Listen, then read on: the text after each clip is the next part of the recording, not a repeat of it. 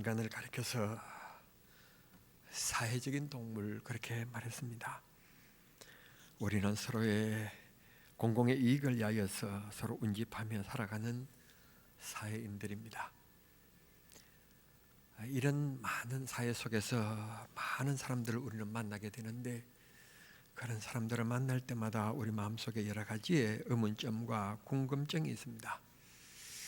저 사람은 어떻게 사는 사람일까?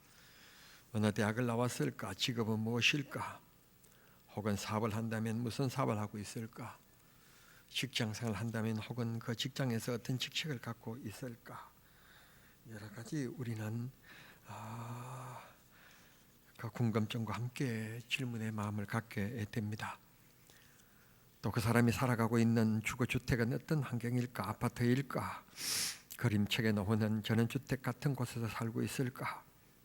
혹은 잘 입고 잘 생겼지만 혹은 월세나 그런 곳에서는 살고 있지는 않을까? 혹은 저 얼굴은 자연산일까? 혹은 빚은 있을까?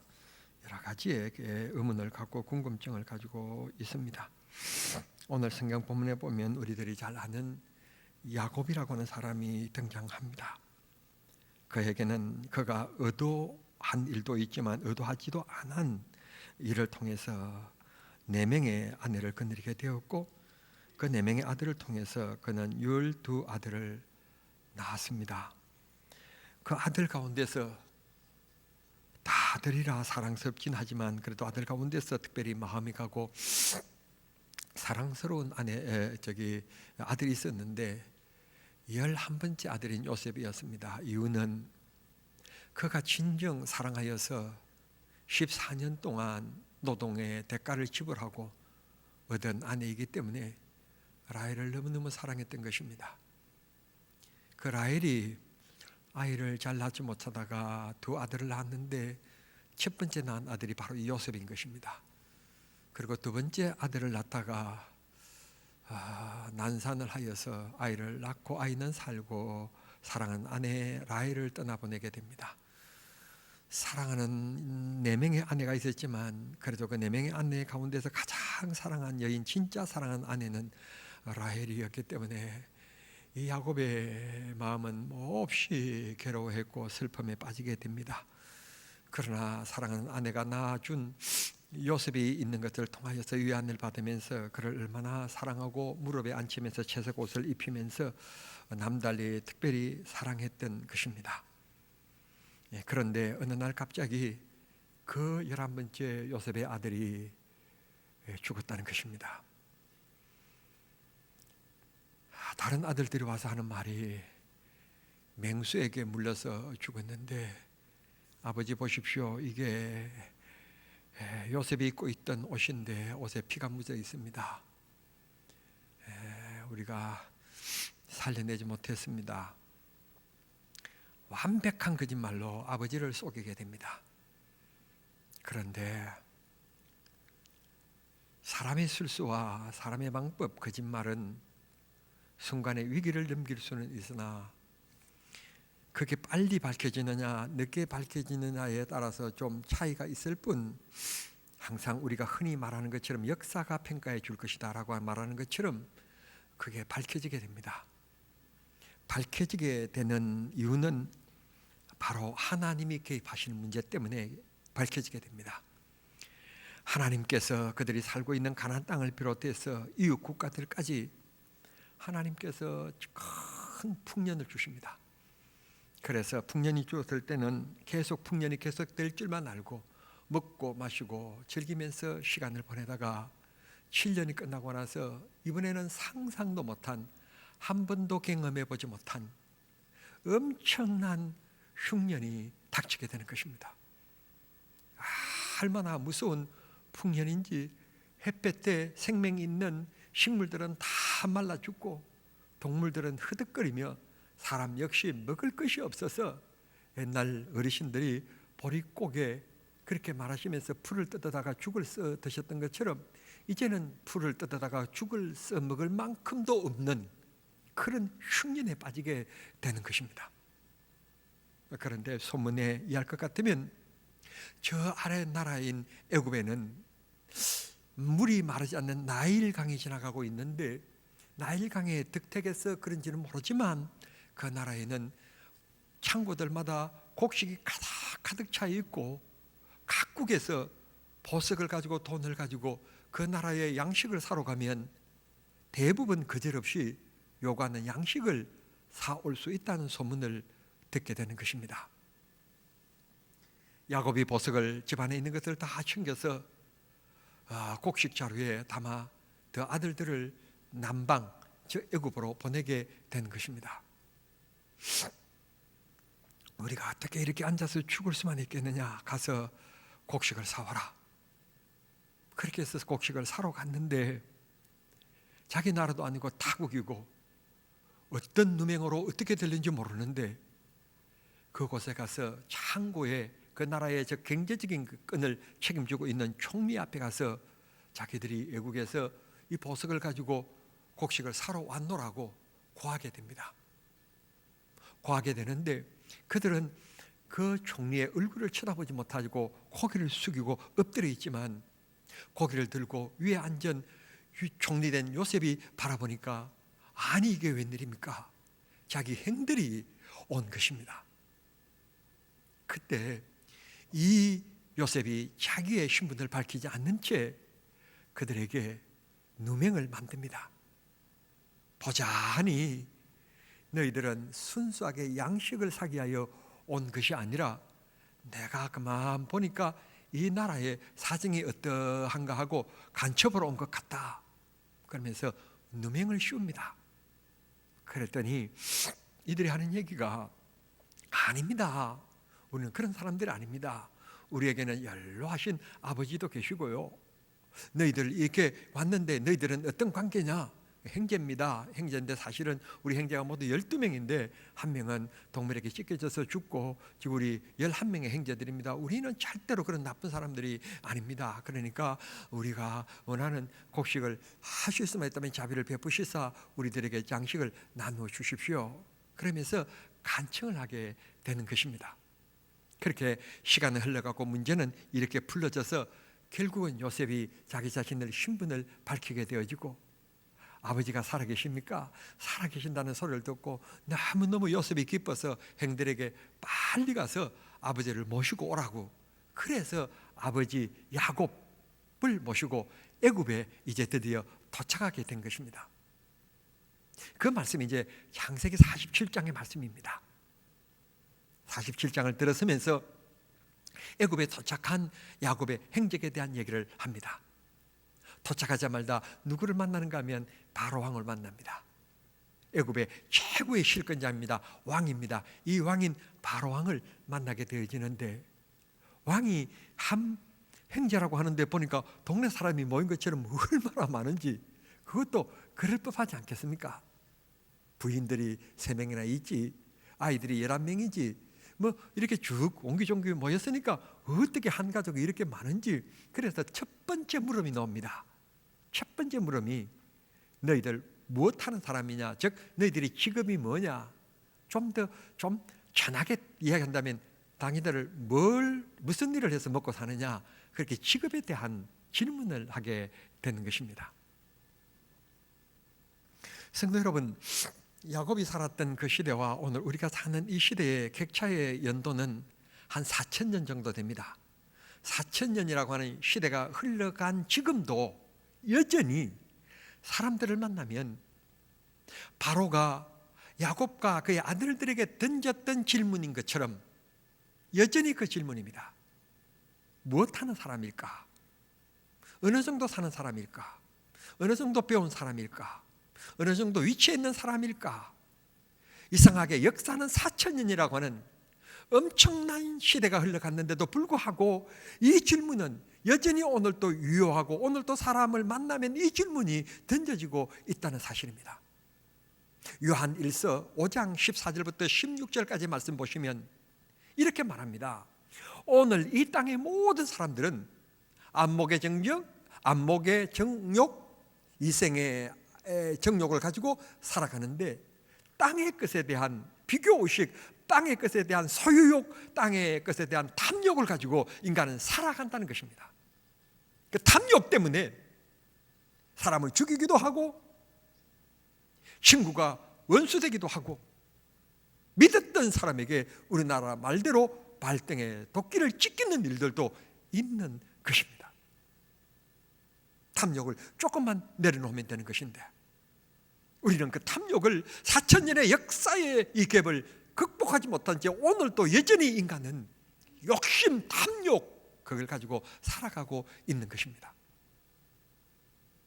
사도 바울은 우리들에게 이렇게 교훈해 주셨습니다. 너희들이 무엇을 먹든지 마시든지 하나님의 영광을 위하여 살아라. 한번 인생을 생각해봐라. 인생이 이 땅에 태어나서 그저 잘 살면 70이요 강건하면 80이고 과학이 발달한 이렇게 오늘 시대는 기껏 90이 넘어서 세상 떠나시면 장수하셨구나, 뭐 떠나셔도 아쉽지 않는 분이 세상 떠났구나. 여러분 80, 90 되신 어르신들 지나오신 인생을 한번 살펴보십시오. 지루하셨습니까? 잠깐 지나갔습니다. 잠깐 지나갔는데 시대는 점점 좋아졌습니다. 먹는 것, 입는 것 얼마나 좋아졌는지. 손바닥만한 기계 하나만 가지고 있으면 그 아들, 딸들이 어디에 살고 있든지 바로 얼굴을 바라보면서 통화를 할 수 있는 너무너무 좋은 시대에 살아가고 있는데 내 나이가 벌써 이 세상을 떠날 80, 90의 길에 들어 서 있다는 것입니다. 얼마나 좋은 세상인데. 그런데 사도 바울은 그렇기 때문에 이 세상을 인간은 오면 떠나는 것이 인간이기 때문에 우리 살아가야 될 인생의 가치관, 우리가 가져야 될 인생의 우리 태도는 무엇을 먹든지 마시든지 무엇을 하든지 하나님의 영광을 위하여 살아야 먼 훗날 하나님 앞에 부끄럽지 않는 영광된 삶을 살아갈 수 있다는 것을 말씀해 주십니다.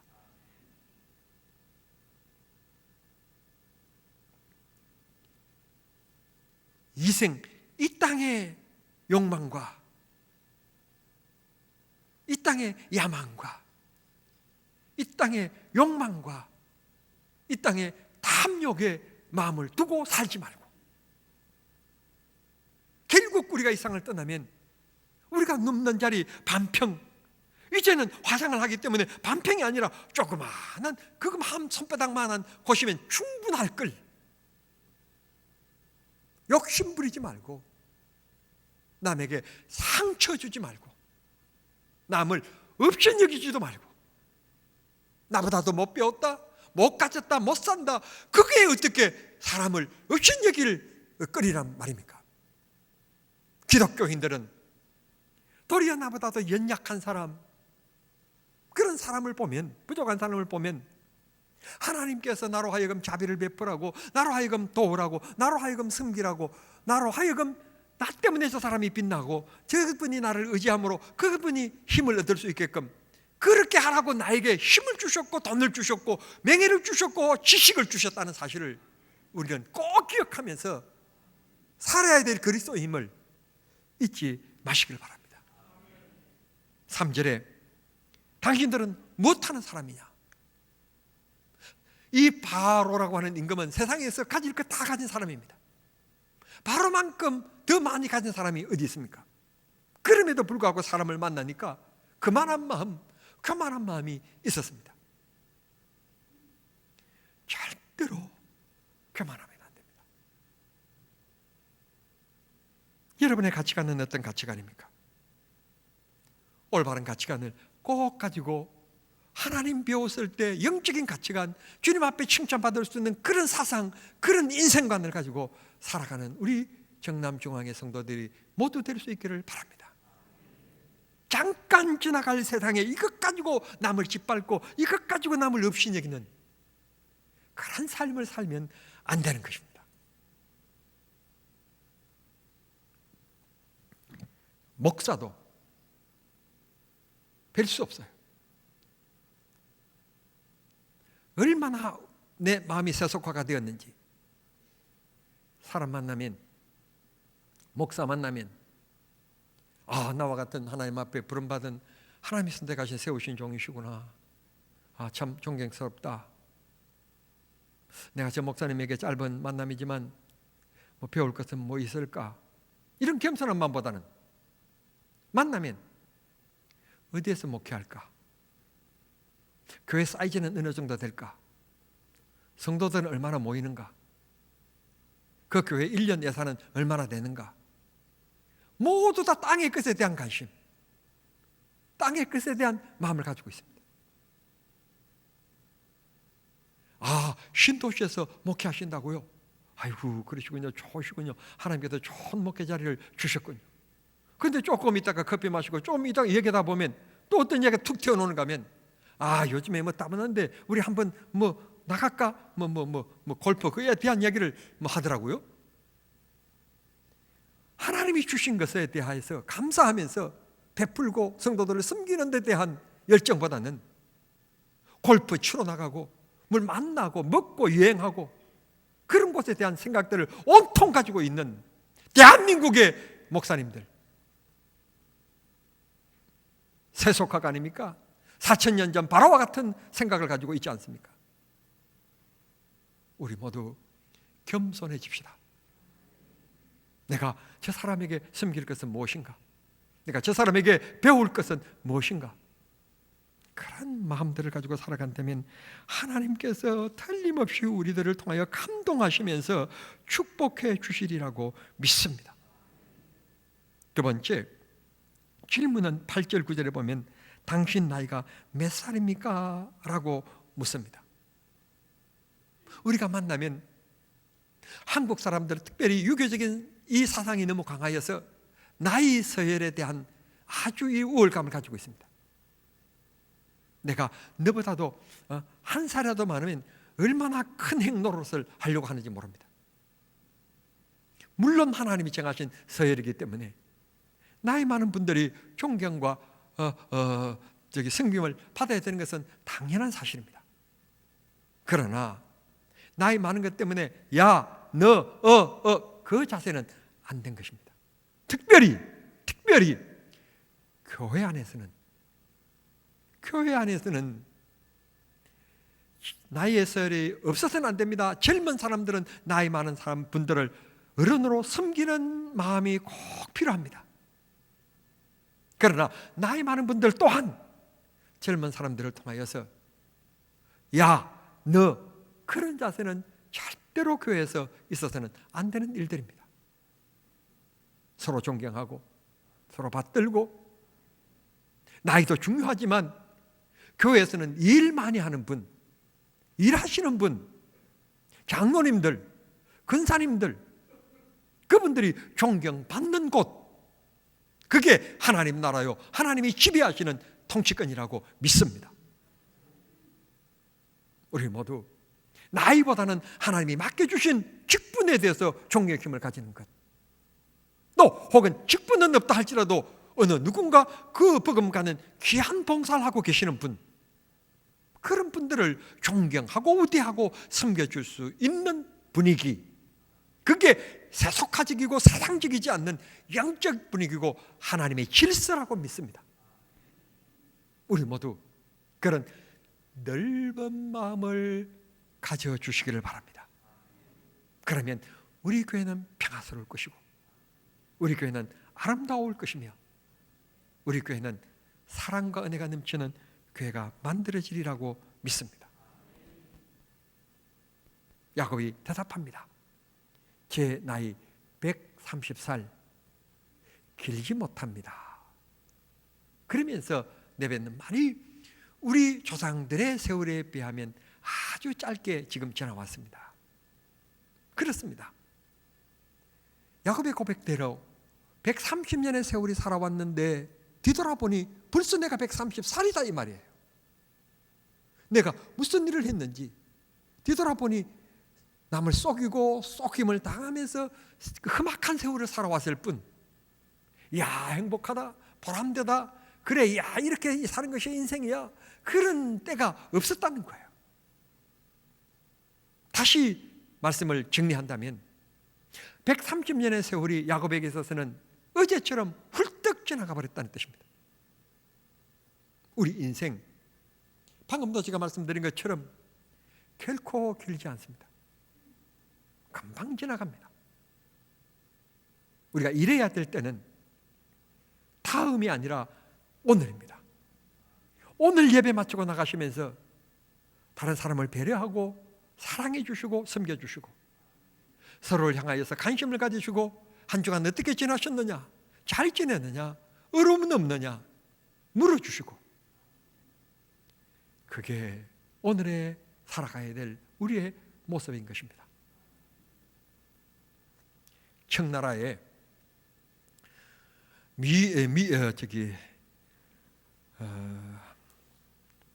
중국 미인 4대 미인 그러면 한 사람인 서태후라고 하는 여자가 나오는데, 이 서태후라고 하는 여자가 1901년에 죽습니다. 그 전에 청나라를 다스리는데 후궁으로 들어갔다가 왕의 눈에 들어서 이제 아이를 갖습니다. 아이를 갖는데 그 때에 마침 청나라에 황제가 죽고 그 대를 이어갈 이가 없으니까 그 후궁이 낳은 아들이 왕이 되는데, 그때 아들의 나이가 몇 살인가 하면 겨우 8살이었습니다. 8살이 그 큰 청나라를 어떻게 다스리겠습니까? 그러니까 결국 섭정을 합니다. 그 뒤에서 왕을 조종하고 결국 때로는 그 자리에 집전에 직접 나와서 그렇게 나라를 다스리는데, 자금 마치 48년 동안 철권 통치를 합니다. 이 여자가요, 얼마나 사치와 향락에 젖어 사는지 저녁마다 젊은 남자들을 불러서 술을 마시면서 잔치를 베풀고, 하루에요 여자가 옷을 3번 갈아입었대요. 3번을 갈아입는데 그 3번 옷을, 한 번 입었던 옷을 다시는 안 입었대요. 그 계산이 됩니까? 엄청난 거죠. 거기다가 하루 밥을 2끼 먹었는데, 저녁에 이제 술 마시고 뭐 자니까 뭐 그렇겠죠. 하여튼 2번 먹었는데 2번 먹을 때마다 밥상에 반찬이 똑같은 게 2번 올라오면 궁녀 목을 바로 쳤다는 거예요. 이게 사람 죽이기를 그냥 쉽게 알고요, 철권 통치를 했어요. 그런 여자가 오래 살았을까요? 빨리 죽었을까요? 말씀드린 것처럼 48년 동안 그런 나라를 다스리는 왕처럼 군림하다가 천일전쟁, 일본의 침략을 받아서 결국 청나라가 멸망할 때 1901년 죽습니다. 그때 나이가 74세였습니다. 이 나라에 부귀영화, 권력을 휘두르는 사람, 다 안 간 사람이 아무도 없습니다. 다 갑니다. 그런데 우리의 인생이 그냥 어젯밤 자고 일어난 것처럼 금방 70년이 지나가고 80년이 지나갑니다. 기억하실 것은 다음에는 없을 수 있습니다. 하나님이 지금 주신 지금 시간이 제일 중요합니다. 지금 남편을 존경하세요. 지금 아내를 사랑하세요. 지금 부모님을 공경하세요. 지금 자녀들을 격려하세요. 지금 교회에서 수고했다고 격려해 주십시오. 지금 오늘 잘 지냈느냐고 물어주십시오. 오늘 말하십시오. 당신이 있어서 반가웠다고, 너무 좋다고. 내일은 내가 없을 수 있고 그 사람이 없을 수 있습니다. 야곱이 고백합니다. 130년을 살았는데 금방 지나갔다고, 그리고 내 인생은 험악했다고 그렇게 고백합니다. 오늘 또 4000년이 지난 지금도 여전히 던져지는 질문, 무엇하는 사람이냐, 당신 나이가 몇 살이냐 라고 하는 끊임없는 이 땅의 질문이 계속되고 있습니다. 반면 하나님께서는 물으실 것입니다. 내가 유목사, 내게 목사의 직분을 주었고 다른 사람과 달리 이렇게 아름답고 좋은 정남종안교를 주었는데 넌 어떻게 일하다가 왔느냐, 어떤 일을 했느냐, 어떤 사역을 했느냐, 어떤 일에 대한 것을 하나님께서 물으실 것입니다. 내가 너에게 이만큼의 학력을 주었고, 내가 이만큼 너에게 재물을 주었고, 내가 너에게 이만큼 좋은 사람들, 너의 곁에 친구들이 있었고 이웃들이 있었는데 넌 어떤 삶을 살다가 왔느냐고, 그런 사람들에게 너는 어떤 존재였느냐고, 정말 믿음의 빛을 비치는 존재였느냐고 하나님께서 물으시는 끝날이 있을 것입니다. 우리 모두 하나님 앞에 설 그날을 생각하면서 야곱이 바로 앞에 섰던 것처럼 우리가 하나님 앞에 설 그날이 있음을 꼭 기억하시면서 오늘 하루를 참으로 소중히 여기고 귀중히 여기면서 살아갑시다. 멀리 있는 사람이 소중한 게 아니라 오늘 내가 만나고 있는 이 사람이 제일 내 인생에 소중한 사람인 것을 꼭 인식하시고 절대로 남을 깎아내리거나 험담하거나 상처 주는 말 하지 마시고 격려하시고 위로하시고 그 사람을 인정해 주시고 그런 아름다운 영적 시간을 가지고 살아감으로 하나님을 기쁘시게 하는 우리 성도들이 다 될 수 있게 되기를 우리 주님의 이름으로 축원합니다. 그렇게 살아가기를 원하고 맘먹는 우리 모두에게 한없는 주의 은혜로 풍성케 하시는 축복의 시간이 될 수 있기를 우리 주님 이름으로 축원합니다. 이 시간 우리 합심해서 한번 기도하겠습니다. 성경은 우리들에게 말씀했습니다. 땅에서 두세 사람이 합심하여 기도하면 하나님께서 우리 기도를 들어 응답해 주시겠다고. 두 사람이 한 사람보다도 나은 것은 삼겹줄이 쉽게 끊어지지 않는 것과 같다고 말씀하셨습니다. 이 시간 우리가 합심하여 기도할 이유는 특별히 우리 조동원 집사님 위해서 기도해 주십시오. 우리 조동원 집사님께서 밤늦게까지 공장의 일을, 회사의 일을 마치시고 집에 돌아오시다가 갑자기 지하 주차장에서 쓰러지셨는데 빨리 발견됐으면 참 너무너무 좋았을 뻔했는데 빨리 발견되지 못하고 많은 시간이 흐른 후에 이른 아침에 발견이 늦게 되어서 병원에 가서 뇌출혈 수술을 받았는데 뇌출혈이 멈추지 않아서 다시 2차 수술을 받고 지금 중환자실에 있습니다. 하나님께서 수술할 부위를 하나님께서 개입하시고 도와주시고 내일 모레 이제 잘 깨어나셔서 잘 회복될 수 있도록 여러분들이 마음속에 꼭 사랑의 마음을 품고 이 시간 한번 기도해 주시고 또 자기 몸이 아파서 하나님 이 시간 내 몸을 고쳐 주십시오. 혹은 또 마음에 근심 걱정 문제가 있어서 이 문제를 해결해 주십시오. 그런 분이 계신다면 오른손을 자기 손 가슴에 얹고 이 시간 합심해서 통성으로 한번 기도하겠습니다. 그러고 하시고 자비하신 아버지여, 주님의 은혜와 사랑은 진심으로 감사합니다. 주님 감사합니다. 주님 감사합니다.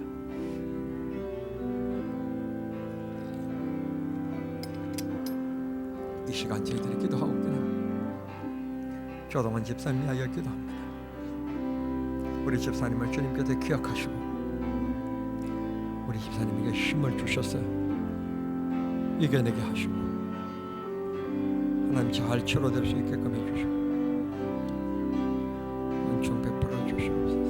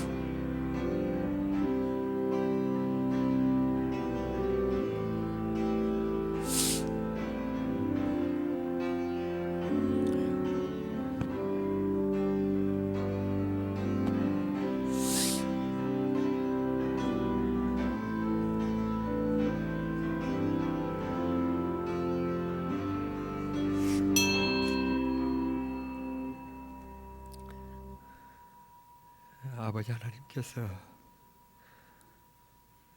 간절한 마음으로 기도한 사랑하는 성도들의 기도를 들어주시사 우리 조 집사님에게 꼭 힘주시고 은혜를 주시며 하나님 회복할 수 있게끔 역사해 주시기를 기도합니다. 의사들에게 지혜와 총명을 주시고 사용하는 약 하나하나 약의 100%의 효능이 있게끔 하나님 도와주시옵소서. 온 가족들에게 담대케 하시고 온 가족들에게 믿음을 주셔서 우리 하나님의 사랑의 손길을 바라보게 해 주시옵소서. 가슴에 손 얹은 모든 이들 하나님 병든 것 고쳐주시고 이 시간 치유해 주시며 마음의 근심과 걱정 혹은 분노, 마음의 섭섭한 것 모두 하나님 잊어버리게 도와주시며 우리의 마음들 옥토가 되게 해 주시옵소서. 예수님의 이름으로 기도하옵나이다. 아멘.